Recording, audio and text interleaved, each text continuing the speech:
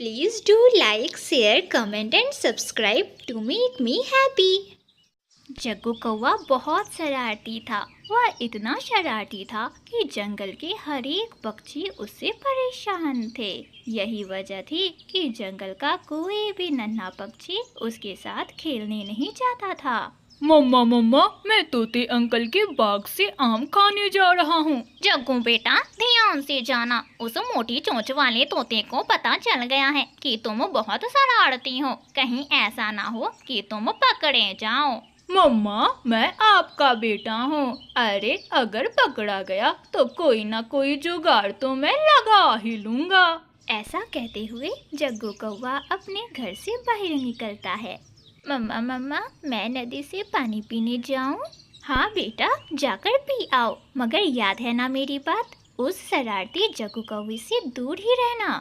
ठीक है मम्मा, मैं नहीं जाऊंगा उस जग्गू के पास। और फिर कुक्कू अपने घर से बाहर निकलता है। वह नदी की ओर जा ही रहा था कि रास्ते में उसे जग्गू कौवा मिलता है। कुक्कू कुक्कू, कहाँ जा रहे हो? मैं नदी से पानी पीने जा रहा हूँ। मैं तो मीठे मीठे आम खाने जा रहा हूँ। तोते अंकल ने मुझे बुलाया है। अच्छा, तोते अंकल के बाग में आम पक गए हैं क्या? अरे कब का तोते अंकल के बाग में आम पक गए। तभी तो तोते अंकल ने मेरे घर पर आकर मेरी मम्मा से कहा कि जग्गू को मेरे बाग में भेज दे, आकर वह पके आम खा लेगा। कुक्कू, अगर तुम चाहो तो तुम मेरे साथ आ सकते हो। तोते अंकल ने मुझे कहा था कि मैं अपने दोस्तों को भी अपने साथ ला सकता हूँ और मीठे मीठे आम उन्हें खिला सकता हूँ। बेचारा कुक्कू जग्गू कौवे की बातों में आ जाता है और आम खाने की लालच में वह उसके साथ तोते अंकल के बगीचे में आम खाने चला जाता है। तोता किसी काम से बाहर गया हुआ था और जग्गू कौवा और कुक्कू दोनों ही एक आम के पेड़ पर बैठकर मीठे मीठे रसीले आम खाने लग जाते हैं। जग्गू जग्गू, ये आम तो बहुत स्वादिष्ट हैं। कुक्कू यार, हम दोनों ना यहाँ रोज आकर आम खाया करेंगे। कुक्कू, तुम ना इस बाग को अपना ही बाग समझो। वे दोनों उस पेड़ पर बैठे हुए थे कि पीछे से तोता भी वहाँ आ जाता है। भागना ना, अगर भागे तो पीछे से मैं पत्थर मार दूंगा। अंकल, ये कुक्कू है ना, यही मुझे लाया था अपने साथ में। मैं तो पानी पीने जा रहा था नदी किनारे, मगर रास्ते में ये मिल गया और इसने मुझसे कहा कि चलो तोता अंकल के बगीचे से आम खाते हैं। जग्गू कौवे की ये बात सुनकर कुक्कू हैरान हो जाता है। नहीं नहीं तोते अंकल, मुझे जग्गू लेकर आया है। मैं तो तुम दोनों को ही सजा दूंगा चोरी करने की। जग्गू तो बहुत तेज था। शरारती जग्गू कौवा पलक झपकते ही वहाँ से भाग जाता है और फंस जाता है चिड़िया का बेटा कुक्कू। कुक्कू तो डर से वहाँ बैठा रोने लगता है। अंकल अंकल अंकल, मैं सच कह रहा हूँ, ये जग्गू मुझे यहाँ लेकर आया था। मैं बुलाता हूँ तुम्हारी माँ को और उसे बताता हूँ ये सब। और फिर तोता कुक्कू को एक आम की पेड़ से बांध देता है और एक बुलबुल को आवाज लगाता है। बुलबुल बुलबुल, जाओ इस चिड़िया के बच्चे की माँ को बता दो कि मैंने इसके बच्चे को चोरी करते हुए पकड़ा है। चिड़िया के बच्चे, तुम्हारी माँ तो बहुत अच्छी है, मगर तुम ये चोरी कब से करने लगे? मगर कुक्कू के पास कोई जवाब ना था। बुलबुल चिड़िया के पास जाती है। ये कुक्कू अभी तक नहीं आया, अब तक तो उसे नदी से घर वापस आ जाना था। रुको, मैं अभी नदी के पास जाकर देखती हूँ। और फिर चिड़िया अपने घर से निकलती है कि तभी रास्ते में उसे बुलबुल मिल जाती है। चिड़िया जल्दी जाओ, तुम्हारा बेटा तोते की बाग से आम चुराता हुआ पकड़ा गया है। जाओ जाओ जल्दी जाओ। नहीं नहीं, ऐसा नहीं हो सकता, मेरा बेटा चोर नहीं है, वह चोरी नहीं कर सकता। तो तुम खुद ही जाकर देख लो ना, देखो कैसे तोते ने उसे बांध कर रखा हुआ है। चिड़िया जल्दी जल्दी तोते की बाग की तरफ उड़ती है। जग्गू बेटा, अब चाहे जो हो जाए, तुम ना मानना कि तुम उस कुक्कू को अपने साथ लेकर उस बाग में गए थे। मम्मा, मैं तो भाग आया हूँ, मगर तोते ने कुक्कू को पकड़कर रस्सियों से बांध कर रखा है। चिड़िया भी जल्दी से उड़ती हुई तोते के बाग में पहुंच जाती है। देख लो चिड़िया, देख लो अपने बेटे की यह करतूत। मैंने आज इसे रंगे हाथों पकड़ा है। देखो ना, उसने जो आम खाए हैं वह भी अभी तक जमीन पर पड़े हुए हैं। ये नहीं हो सकता कुकू बेटा, मैंने आपको ये सारे काम कभी नहीं सिखाए। अरे मैंने तो सोचा भी नहीं था कि आप ये सब भी कर सकते हो। मम्मा मम्मा, मैं जग्गू की बातों में आकर यहाँ आ गया था। मम्मा मुझे माफ कर दे। चिड़िया, अगर तुम अपने बेटे को मुझसे छुड़ाकर यहाँ से ले जाना चाहती हो तो आज शाम तक तुम्हें मेरे इस बाग में काम करना होगा। ये लो मटका, और शाम तक मेरे सारे बगीचे में पानी दो। तोते भैया, मैं सब करूँगी, प्लीज मेरे बेटे को कुछ ना करना। और फिर चिड़िया तोते के बाग में काम करना शुरू कर देती है। वह कड़ी धूप में नदी से पानी भरती और मटके से पानी पेड़ों में डालती। वह सारा दिन काम करती रही और पेड़ पर बंधा कुकू अपनी माँ को काम करता हुआ देखता रहा। उसे अपने किए पर बहुत पछतावा हो रहा था कि गलती उसने की और सजा उसकी माँ को भुगतना पड़ रहा है। शाम तक चिड़िया काम करते करते थक गई। चिड़िया, अब ले जाओ अपने बेटे को। शायद इसे अब एहसास हो गया होगा कि चोरी करना कितनी बुरी बात है और चोरी नहीं करनी चाहिए। चलो बेटा, घर चले। और फिर चिड़िया अपने बेटे कुकू को घर ला लेती है। कुकू अपने किए पर बहुत शर्मिंदा था। वह इतना शर्मिंदा था कि वह बस रोए जा रहा था। वह अपनी मम्मा से बस इतना ही कह सका, मम्मा मम्मा, अब से मैं आपका ही कहा मानूंगा। मम्मा, मुझे आज पता चल गया है कि माँ बाप के कहने में ही हम बच्चों की भलाई है और माँ बाप का कहना हमें हमेशा मानना चाहिए। और इतना सुनते ही मम्मा चिड़िया अपने बेटे कुकू को गले से लगा लेती है। प्यारे दोस्तों, अगर आपको यह कहानी अच्छी लगी तो इस कहानी को लाइक, अपने दोस्तों के साथ शेयर और हाँ, ऐसी ही कहानियाँ देखने के लिए हमारे चैनल को सब्सक्राइब करना बिल्कुल ना भूलना। मिट्ठू तोते की तरबूज की फसल पूरी तरह से पककर तैयार हो गई थी। मिट्ठू तोता खुशी खुशी अपने तरबूजों से भरे खेत में बैठा हुआ था। मेरे तरबूज पूरी तरह से पक गए होंगे। अब मैं कुछ ही दिनों में अपने ये मीठे मीठे तरबूज बेच दूंगा। मैं काली काली कौवी। और मैं काला काला कौवा। हम दोनों का है काम। चोरी करना, बस चोरी करना।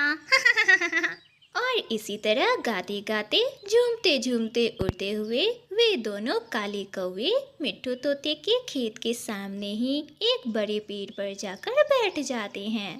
कालू चोरपति जी, अरे देखो तो उस मोटी चोंच वाले तोते के खेत में कितने बड़े बड़े तरबूज लगे हुए हैं। गोरी, वो मोटी चोंच वाला तोता सारा दिन अपने खेत में बैठकर अपने तरबूजों की रखवाली करता है।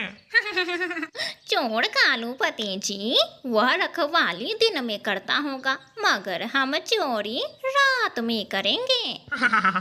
गोरी, इसका मतलब आज रात लाल लाल तरबूज खाकर पार्टी करेंगे। इस तरह वे दोनों कौवे गीत गाते हुए अपने घर को वापस लौट जाते हैं। धीरे धीरे जंगल में शाम भी हो जाती है। मिट्ठू तोता अपने घर वापस चला जाता है। मिट्ठू जी, तरबूज की फसल तैयार हो गई है क्या? हाँ, ये देखो, मैं तुम्हारे लिए खेत से एक तरबूज भी लेकर आया हूँ। और फिर हरियाली वह तरबूज काटती है। अंदर से लाल और रस भरा तरबूज देखकर दोनों पति पत्नी खुश हो जाते हैं। हरियाली, इस बार हमारी तरबूज की फसल बहुत अच्छी तैयार हुई है। मिट्ठू जी, मैं ना थोड़ी सी तरबूज चिड़िया को दे आती हूँ, चिड़िया ना खुश हो जाएगी। हरियाली तोती आधा तरबूज लेकर चिड़िया के घर चली जाती है। हरियाली, शुक्रिया, ये तरबूज तो बहुत मीठा होगा। आप दोनों माँ बेटी ये तरबूज खा ले, करना हम अपने खेत में तरबूज की फसल की कटाई कर रहे हैं। आप भी हमारे खेत आना और हमारे काम में मदद करना और मीठे मीठे तरबूज भी खा लेना। और फिर हरियाली अपने घर चली जाती है। देखते ही देखते जंगल में रात हो जाती है। जंगल के सभी पक्षी भी सो जाते हैं, मगर दोनों चोर कौवा और कौवी अपने घर में जगे बैठे हुए थे। गोरी, मेरी प्यारी काली गोरी, समय हो गया है मोटी चोंच वाले तोते के खेत से तरबूज चुराने का। रुको रुको कालू जी, मैं टोकरी उठा लूं। गोरी कौवी टोकरी लेकर और कालू कौवा उसके साथ उड़ता हुआ दोनों ही पति पत्नी मिट्ठू तोते के खेत पर पहुंच जाते हैं। इधर उधर देखते हुए गोरी कौवी तरबूज काटती है और देखती है कि तरबूज लाल और रसदार है। कालू कालू जी, पहले ना जी भरकर खा लेते हैं, उसके बाद टोकरी भरकर सारे तरबूज घर लेकर जाएंगे। ये तरबूज मेरा है, तुम कोई दूसरा देख कर काट लो। फिर गोरी कौवी दूसरा तरबूज काटती है। यह दूसरा वाला तरबूज पहले वाले तरबूज से थोड़ा कम लाल था, इसलिए गोरी कौवी तीसरा तरबूज काटती है। इसी तरह वह कौवी बहुत सारे तरबूज बर्बाद कर देती है। सुबह होने से पहले तक वे कौवा और कौवी टोकरी भरकर सारे तरबूज अपने घर लेकर जाते हैं। हाय, मैं लुट गया, बर्बाद हो गया। किसी चोर ने मेरे सारे तरबूज की फसल खराब कर दिए। इस तरह अपने बर्बाद तरबूज की फसल को देखकर मिट्ठू तोता फूट फूट कर रोने लग जाता है। तभी वहाँ से चाचा कबूतर गुजरते हैं और मिट्ठू तोता को रोते देखकर वह उसके पास जाते हैं। मिट्ठू, ऐसे रोने से कोई फायदा नहीं होने वाला। चिड़िया के पास एक फंदा है, तुम ना चिड़िया से वह फंदा लेकर अपने खेत में लगा दो, फिर देखना जो भी चूड़ होगा वह फंदे में फंस जाएगा। तोते को कबूतर की यह बात अच्छी लगती है और वह समय जाया किए बिना चिड़िया के घर पर जाता है। चिड़िया चिड़िया, जल्दी से तुम अपना लोहे का फंदा दे दो। अगर चोर आज नहीं पकड़ा गया तब तो वह मेरा पूरा खेत बर्बाद कर देगा। तोते भैया, इस लोहे के फंदे को कैसे लगाया जाता है यह सिर्फ मैं ही जानती हूँ। चलिए मैं आपके साथ आपके खेत पर जाती हूँ और इस फंदे को लगा देती हूँ। और फिर चिड़िया ऐसा ही करती है। वह उस लोहे के फंदे को बड़े बड़े तरबूजों के बीच में छिपा कर रख देती है। दूसरी तरफ गोरी कौवी की बूढ़ी माँ उसके घर उससे मिलने आई हुई थी। गोरी बेटी, क्या घर पर कुछ खाने को है? अरे माँ, ये छिलके देख लो, हम तो रात से तरबूज ही खा रहे हैं, मगर अब ये तरबूज खत्म हो गए। चिंता ना करे सासू माँ, पेट भरकर तरबूज खाएंगे तोते के खेत से चुरा कर। और फिर जंगल में जैसे ही रात होती है, गोरी टोकरी लेकर कालू और गोरी की माँ तीनों ही तोते के खेत से तरबूज खाने के लिए निकल पड़ते हैं। गोरी की माँ जैसे ही तोते के खेत पर पहुँचती है, वहाँ पड़े बड़े बड़े तरबूजों को देखकर वह तो खुश हो जाती है।